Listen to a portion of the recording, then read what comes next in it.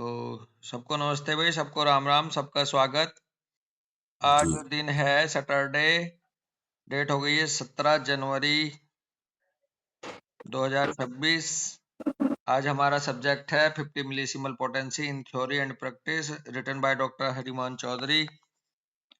Page number 20 पे हैं हम और हेडिंग है reason for application of medicine in many doses instead of single dose.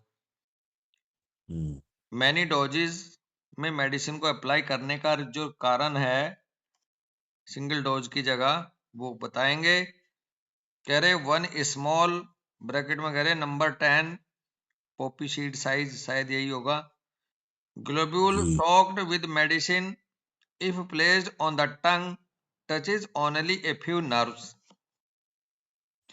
अगर हम ड्राई डोज की का भाव है हनीमैन साहब की, ये अगर एक स्मॉल ग्लोब्यूल को मेडिसिन में शॉक करके जीभ पे रखते हैं तो कुछ एक नर्व ही टच में आती है उसके टंग पे। But a similar globule crushed with some sugar of milk and dissolved in a good deal of water and stirred well before every application will produce a far more powerful medicine for use of several days. परंतु इसी globule को यदि crush करके sugar of milk में dissolve कर लिया जाए एक गुड डील ऑफ वाटर में, एक गुड डील ऑफ वाटर बोले तो जिसमें कोई किसी तरह का टेस्ट ना हो, पानी में कोई दूसरा केमिकल का वो ना हो, शुद्ध पानी होना चाहिए, तो फिर ये ज्यादा पावरफुल मेडिसिन हो जाती है और कई दिन तक इसको यूज कर सकते हैं। Every dose no matter how minute touches many nerves on the contrary. ये एफोरिज्म का ही पार्ट है। इसमें एनिमैन साहब ने कहा कि हर एक डोज ये मसला नहीं है कि कितनी माइन्यूट है, वो बहुत सारी नर्व्स को टच करती है। इसके उल्टा ड्राई ग्लोब्यूल की जगह। ठीक है जी, तो ये हनीमैन साहब ने एफोरिज्म नंबर 272 में बात कही थी। लेकिन मैनी डोजेज का ना भाव नहीं आ रहा है इसमें, इसमें तो घोल के आ रहा है। हाँ, कई दिनों तक दे सकते हैं, वो अलग बात है।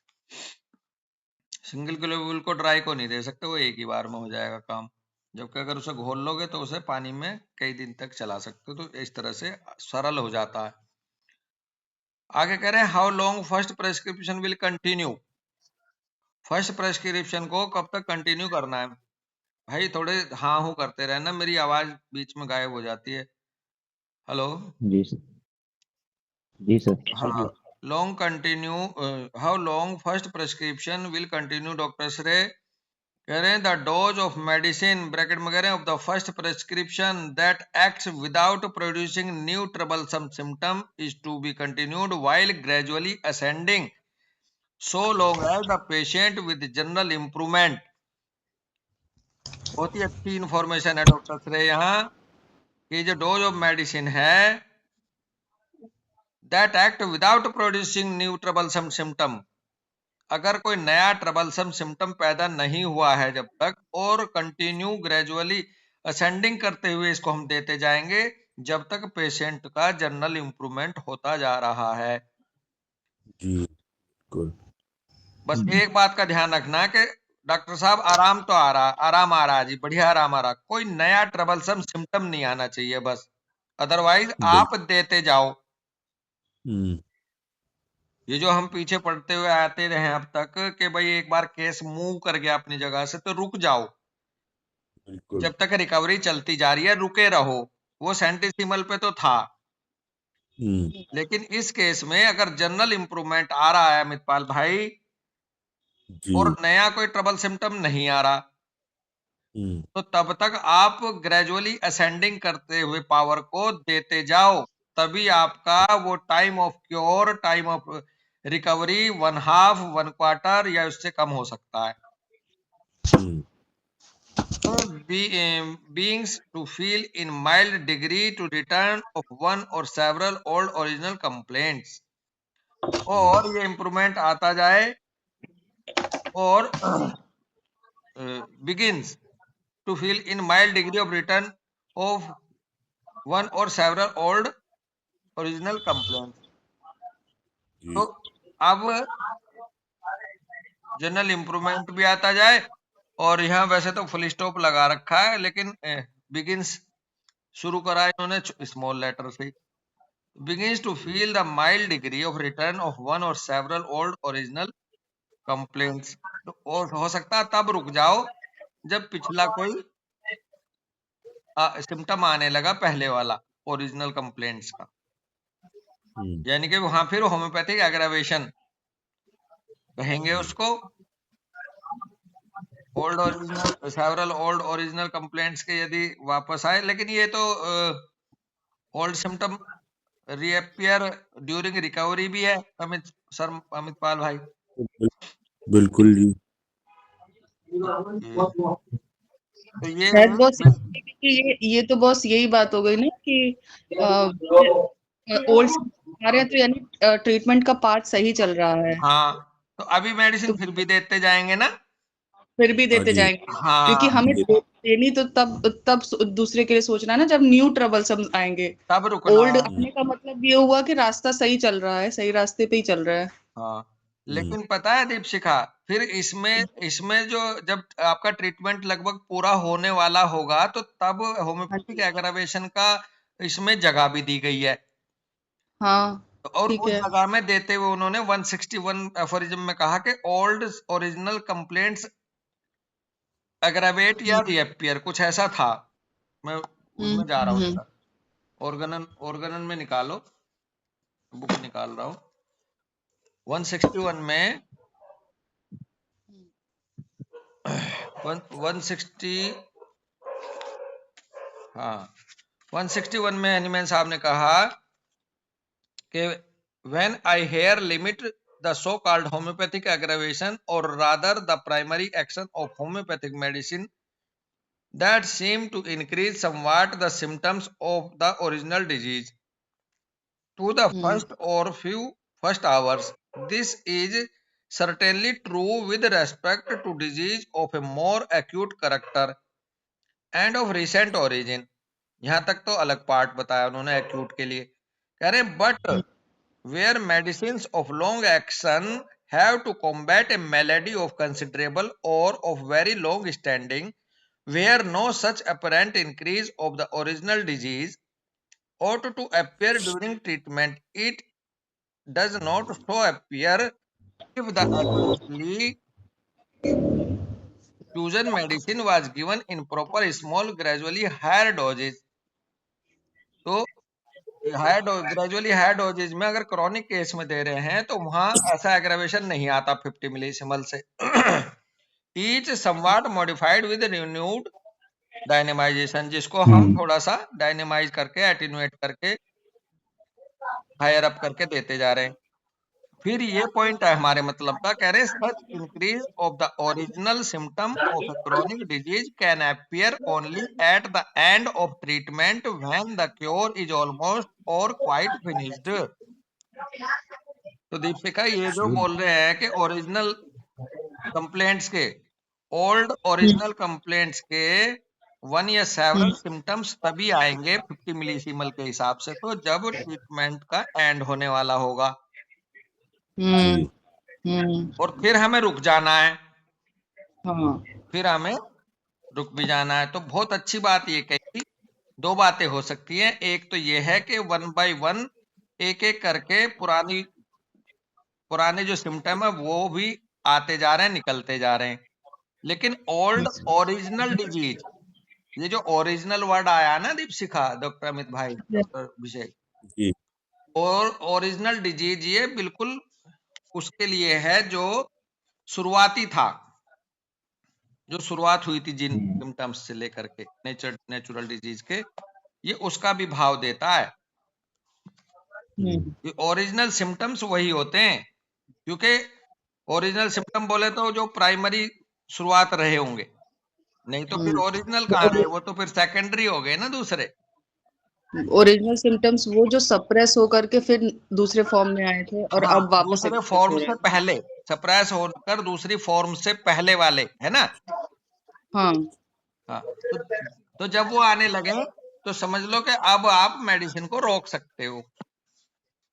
लेकिन इसमें एक पॉइंट जरूर बड़ा अच्छा सा रिफ्रेश हुआ दीपशिका, जो अभी आपने बात कही कि मान लो किसी के 3-4 सिम्टम दबे हुए थे, पहला गया तो दूसरा दिखा, दूसरा गया तो तीसरा दिखा, वापसी के क्रम में, तो तब तक हम मेडिसिन को रोकेंगे नहीं, है ना? जी जी बिल्कुल यही समझ आ रहा है। बिल्कुल और दूसरी बात ये है बड़ी अच्छी सी कि जो ओरिजिनल होंगे ये ज्यादा फंक्शनल होंगे, बाद वाले स्ट्रक्चर कवर हो जानी चाहिए, हाँ हाँ हाँ हाँ बिल्कुल बिल्कुल बस। ये भी भाव है। तो जब तक स्ट्रक्चरल चेंजेस वापस जाते जा रहे हैं तब तक मेडिसिन मत रोको। चलो जी, अगला हेडिंग है only potency is to be changed. केवल और केवल पोटेंसी चेंज करनी होती है कब? But in this case only the potency of medicine is to be changed from low to high, that is from LM/1 to LM/2, LM/2 to LM/3 and so on।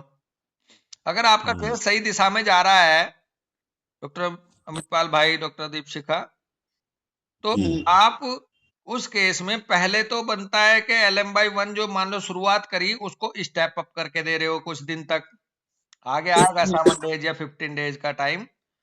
उसके बाद भी यदि आपको ऐसा लगता है कि मेडिसिन यही है, रेमेडी यही है, तो कह रहे केवल और केवल पोटेंशियो मेडिसिन यहाँ चेंज कर दीजिए, LM/2 से फिर LM/2 पे, LM/1 से LM/2 पे चले जाओ, या LM/2 से LM/3, और इस तरह से आगे बढ़ते जाओ। देयर इज नो लीप और जंप इन दिस मेथड। कोई जंप नहीं मारना इस मेथड में। जो एफोरिज्म नंबर 246, एफोरिज्म 248 और एफोरिज्म 280 में बताया, no leap or jump in this method. In any case, treatment is to be started from the lowest degree of dynamization, that is with any potency from LM/1 to LM/6। किसी भी case में आप treatment को शुरू कर सकते हो lowest degree of डायनेमाइजेशन के साथ, और लोवेस्ट डिग्री ऑफ डायनेमाइजेशन को भी इन्होंने बता दिया, LM/1 से लेकर के LM/6 तक को इन्होंने लोवेस्ट डिग्री ऑफ डायनेमाइजेशन की कैटेगरी में रखा। तो इसमें जब क्रोनिक डिजीज में हम इसको पढ़ रहे थे, या इसमें भी आ जाएगा, तो एक पोटेंसी मान लो LM/1 की जो है 7 खुराक बनाते थे वो,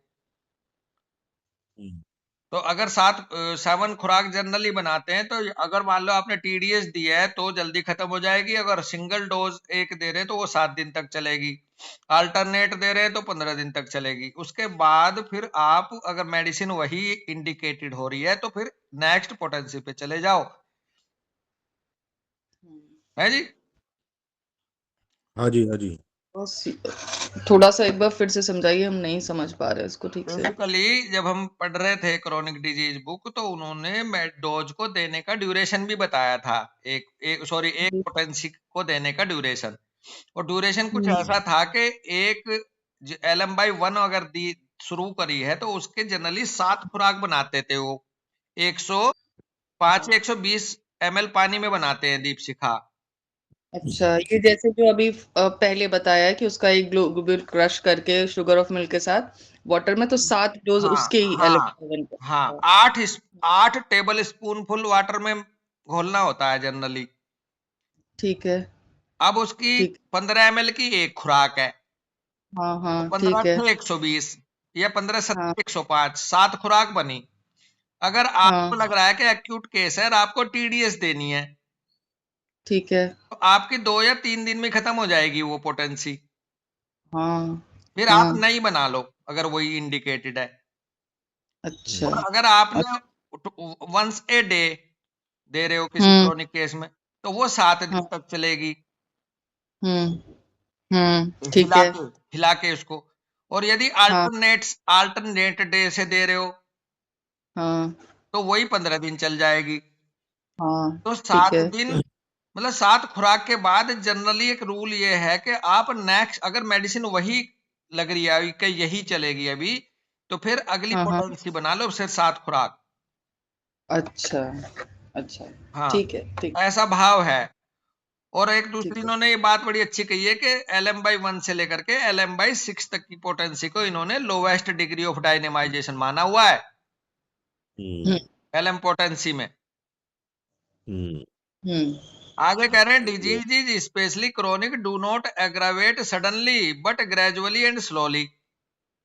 हम्म, हुँ, क्रोनिक डिजीज जो है वो एग्रावेट नहीं होते हैं सडनली, बल्कि ग्रेजुअली और स्लोली होते हैं। It is the nature of chronic diseases, ये स्वभाव है हम्म, उनका।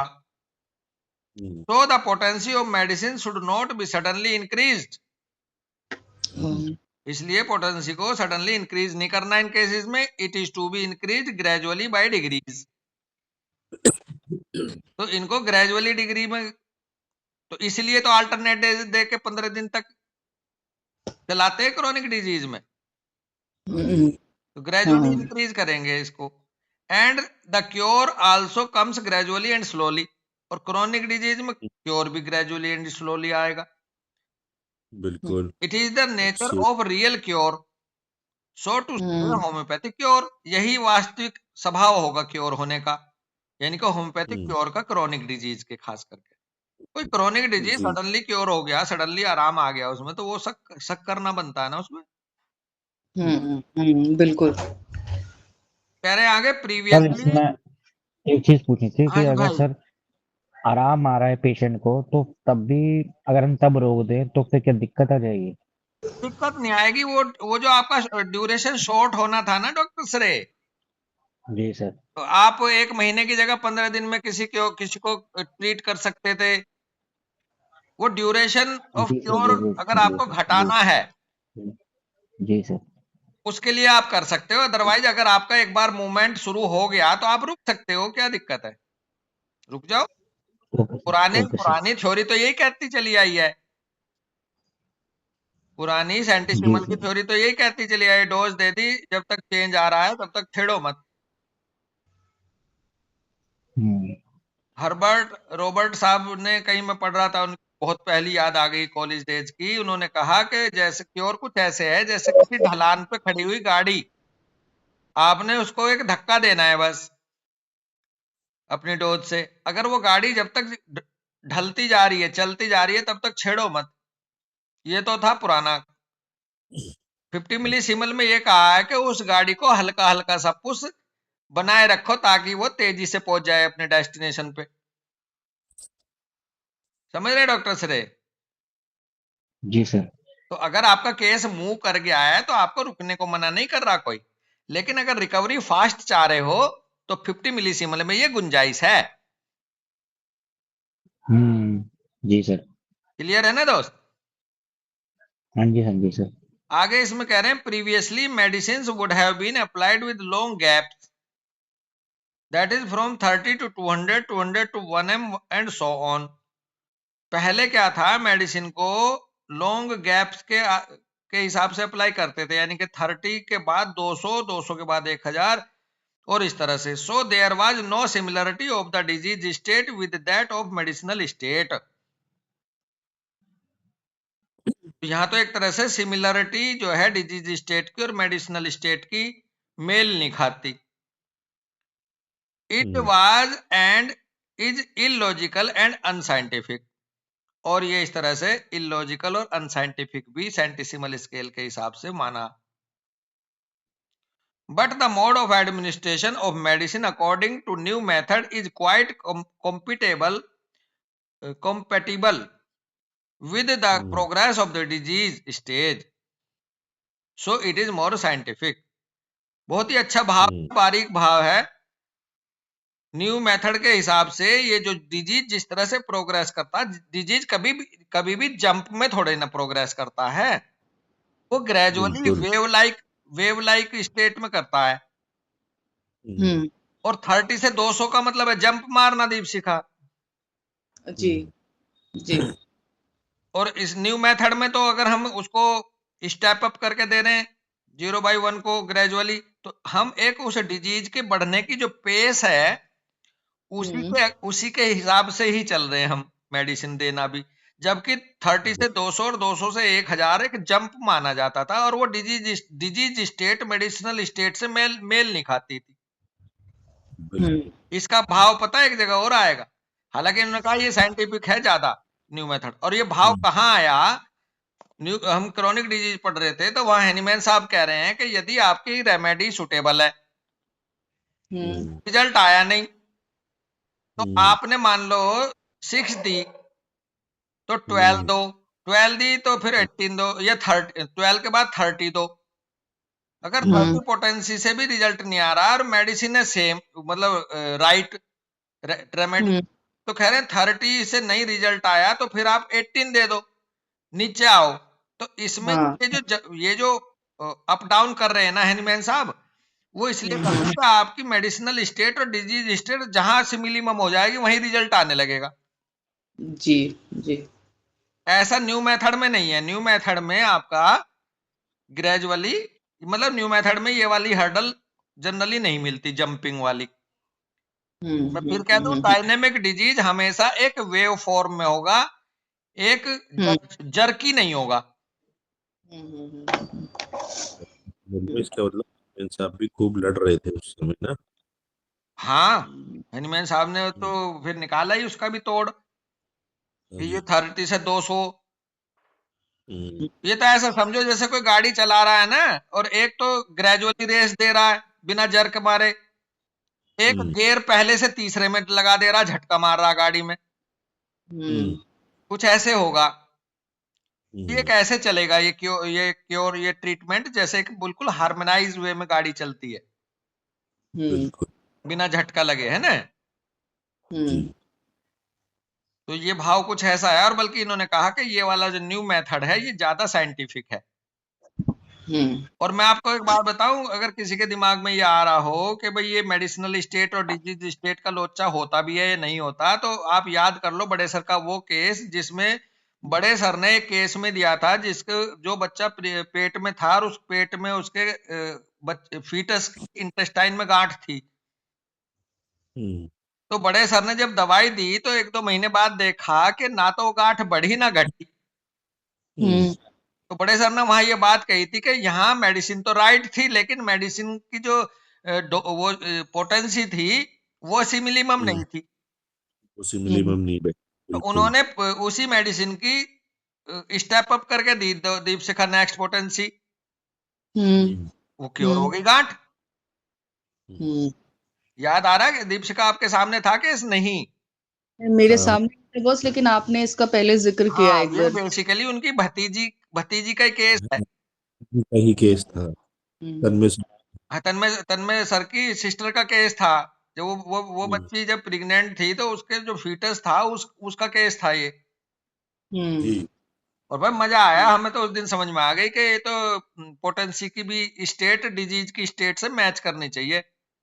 बिल्कुल जी। वही एनिमैन भी कर रहे थे फाइट की, 18 पे काम करती थी तो रिजल्ट आ जाता था, कभी 200 पे कभी। लेकिन ये उनका ऑब्स्टेकल निकल गया अमितपाल भाई न्यू मेथड के बाद। बिल्कुल। तो ये भी बेनिफिट ऑफ न्यू मेथड है, इसे भी याद रख लेना अब आप आज के बाद। बिल्कुल। ठीक है, तो ये बहुत ही अच्छा फील है। समझ में आ रही है बातें बिलीव करने की, या उसकी तो भरो है नहीं, अंधविश्वास थोड़े ना कर रहे हैं हम दीपशिखा इन बातों को पढ़ते हुए। बिल्कुल बस, ये तो ऐसा लग रहा है कि जैसे अभी इन्होंने लिखा ना, previously medicine would have been applied, तो ऐसा लग रहा है हम लोग प्रीवियस एरा में हैं, सर एडवांस में चले गए थे। नहीं, हैनीमैन साहब तो चले ही गए थे पक्का। और बिल्कुल। और अगर उनको जो मिली सिमल को अच्छे से फॉलो कर रहा है, वही हैनीमैन साहब के दौर को जी रहा है। बिल्कुल नहीं तो हम 5th एडिशन को जी रहे हैं प्रैक्टिकली तो। ऐसा लग रहा है हनुमान सर होते तो अभी एकदम जोर से डांट पड़ती कि तुम लोग को समझ में नहीं आता क्या कर रहे हो। पहले सब दे गया हूं, तुम मूर्ख हो क्या, घुसता नहीं है तुम्हारे दिमाग में, ऐसे ही कहते वो।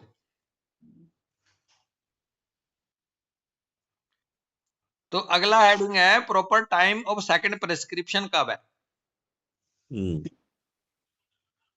किसी को कोई क्वेरी आ रही है क्या? क्वेरी आ रही हो तो दबाना मत भाई।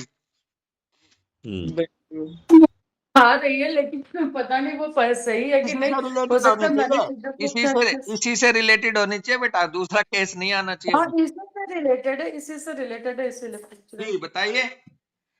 एक्चुअली 15 ml का जो हम लोग ड्रॉपर बना के देते हैं ना, पेशेंट को कहते हैं 100 ml, इसका आधा ड्रॉपर 100 ml वाटर में डिसॉल्व करके पीने के लिए, सुबह में 1 स्पून, या फिर जैसी भी तबीयत हो तो TDS या जो भी।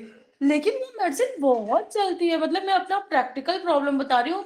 पेशेंट का जो 15 ml का ड्रॉपर जो हम लोग 1 मंथ के लिए, मतलब 15 ml का ही ड्रॉप, वो महीने नहीं 2-2 महीने जाती है। अभी इसमें मैं आपने बताया कि वो 1 हफ्ते के अंदर खत्म हो जाती है, तो यही बात मुझे समझ में नहीं आ रही कि कैसे खत्म हो ये जाती है 1 हफ्ते के अंदर। 15 ml क्या कह रहे हो आप? 15 ml क्या है ये? जो 15 ml का ड्रॉपर होता है ना, उसको हम लोगों ने तो मतलब 15 मैंने ml बना का के ड्रॉपर आप देते हो 1 महीने के लिए? हाँ बॉस, एक्चुअली 15 ml का ड्रॉपर मैं देती हूँ कि आप उसको आधा, मतलब इसका आधा ड्रॉपर आप 100 ml वाटर में डिसॉल्व करके रख लीजिएगा, मतलब 5 स्ट्रोक देके या 5 टाइम्स चेक करके, और सुबह में 1 स्पून लीजिएगा, या जैसे जिसकी कंडीशन होती है तो उसको 1-2 टाइम्स लेने के लिए कहती हूँ। लेकिन वो जो 15 ml का आधा ड्रॉपर वो 100 ml वाटर में डिसॉल्व करके पेशेंट्स लेते हैं ना, हालांकि मैंने ये भी कह दिया कि वाटर की दवाई आप 1 हफ्ते 10 दिन यूज करिए, उसके बाद गिरा के दूसरा बनाइए। वो बहुत दिन चलती है, मतलब 1 महीने से भी ज्यादा उनकी चलती है, जो वाटर में वो डिसॉल्व करके लेते हैं तो। नहीं, बेसिकली आप जिस तरह से दे रहे हो ये तो एक अलग तरीका है ही, लेकिन जो हैनीमैन साहब ने बताया वो ये बताया है कि आप एक पॉपी सीड साइज ग्लोब्यूल को क्रश करके उसको 120 ml पानी में घोल दो। ठीक, हेलो, हाँ जी, हाँ जी। उसको 120 ml पानी में घोल दो। अब हेलो। उसकी 7 खुराक मैं बनानी है सुन रही हूँ। डॉक्टर प्रीति हाँ जी, बस। जी। 7 डोज बनानी है उसकी। अगर आपको वो 7 डोज फ्रिक्वेंटली देनी है, डॉक्टर प्रीति जी हैं या जी, कहीं बिजी हो गई? हाँ, मैं सुन रही हूँ, मैं सुन रही हूँ। हाँ, तो बेसिकली 7 डोज को खत्म करना 15-15 ml की डोज दे करके। अब वो 1 महीने तक अच्छा। कैसे चल रहा है ये थोड़ा सा ध्यान देना आप। डोज का तरीका यही है कि आप 7 डोज 120 ml पानी में बनाओ बस। जी, ठीक और है। 15 ml एक बारी में देना है। हाँ, यदि पेशेंट सेंसिटिव ज्यादा है तो 5 ml भी दे सकते हो 15 ml की जगह। Okay, okay. और अगर फिर भी 5 ml से भी एग्रावेशन आ रहा तो उस 5 ml को जिस पानी में घोला 120 में उसमें से भी 1 चम्मच नेक्स्ट 120 ml में घोल दो। ठीक है। जी, तो जी, ये थोड़ा सा आपको डोज देने का मेथड समझना पड़ेगा, बाकी कोई वो नहीं है, कंफ्यूजन वाली बात नहीं है, बस आपको डोज कैसे एडमिनिस्टर करा रहे हो क्लिनिक पे इसमें थोड़ा सा ध्यान देना पड़ेगा बस। जी बॉस जी। हाँ, तो नेक्स्ट है proper time of second prescription में कह रहे हैं कि for if this happens if the balance of the disease appear in a group of altered symptoms then another one more homeopathically related medicine must be chosen in place of the last and administered in the same repeated doses, mindful however of modifying the solution of every dose with through vigorous succussions, thus changing its degree of potency and increasing it somewhat. Second prescription की बात कर रहे हैं कि proper time second prescription का तब है जब आपकी टोटलिटी चेंज हो जाए। ये जो बैलेंस बोलते हैं ना, टोटलिटी है ये, balance of the disease appear. यदि आपकी टोटलिटी पहली रेमेडी से दूसरी रेमेडी की तरफ बढ़ गई ग्रुप ऑफ अल्टर्ड सिम्टम्स के साथ, तो एक और ज्यादा होम्योपैथिक सेलेक्टेड मेडिसिन यहाँ ले लो अब, जो अब इसके अप्रोप्रिएट है पहले की जगह, और फिर ऐसे ही एडमिनिस्टर करो जैसे रिपीटेड डोज में पहली वाली को दे रहे थे आप। लेकिन एक बात का ध्यान रहे कि हमेशा मॉडिफाइंग होना चाहिए सॉल्यूशन। जब भी डोज दो तो उसे अच्छे खासा सक्सेंस देना अगली खुराक के प्रति। 120 ml में जब घोल लेते हैं तो ऐसा नहीं है कि उसे बिना हिलाए देंगे, नेक्स्ट डे या नेक्स्ट डोज विग्रसली सक्शन करके देनी होती है और इस तरह से डिग्री ऑफ पोटेंसी इंक्रीज कर लेनी होती है थोड़ी सी। ये एफोरिज्म नंबर 248 में हेनीमैन साहब ने क्लियर कट कहा भी है। बिल्कुल। So we should continue the last so we should continue the first prescription so long as the patient experiences continued improvement without encountering one or another complaint that he never had before in his life। Deepshikha अब बिल्कुल clear कर दिया Hahnemann साहब ने, वो वाला थोड़ी देर पहले कंफ्यूजन था हमारा। उन्होंने कहा अमितपाल भाई के पहले प्रेस्क्रिप्शन को आप तब तक देते जाइए जब तक मरीज में इम्प्रूवमेंट आता जा रहा है, बशर्ते वहां कोई दूसरा ऐसा सिम्टम ना आए जो जिंदगी में पहले नहीं था। हाँ जी बिल्कुल। अगर जिंदगी में पहले था वो भी अगर आ रहा है तब भी आप रिपीटिशन देते जाना। ओल्ड सिम्टम अपीयर अगर है तब भी नहीं रुकना है हमें। हाँ जी देखो वो क्लियर हो गया, कितनी प्रभु की कितनी कृपा है। हमें यही डाउट था कि ओल्ड सिम्टम अपीयर पे हम रुकेंगे नहीं। यहां कह दिया हेनीमैन साहब ने कि we should continue the first prescription so long as the patient experiences continued improvement without encountering one or another complaint that he never had before in his life. यही तो न्यू सिम्टम माना जाएगा, बिल्कुल। जो उसकी जिंदगी में कभी आया ही नहीं था और अब आ गया, ये न्यू है वन है। लेकिन जो उसकी जिंदगी में कभी 10 साल पहले रहता था वो भी अगर आज आ गया तो वो भी on the track of cure है। और वहां भी हमें फर्स्ट प्रिस्क्रिप्शन को बंद नहीं करना है, हमें देते जाना है। क्लियर ना? बिल्कुल बिल्कुल। तो ये था बहुत बढ़िया point, proper time of cyclin prescription. यही रुको जी बोल। बहुत बढ़िया। चलो पेज नंबर 22 पे रुक रहे हैं, याद रखना हम भूल जाते हैं सब लोग। What should be the potency of the second prescription. ठीक है, इससे चलेंगे। तो भाई सबको नमस्ते, सबको राम राम, सबका धन्यवाद बहुत बहुत। राम राम राम राम राम राम जी, सभी को राम राम जी।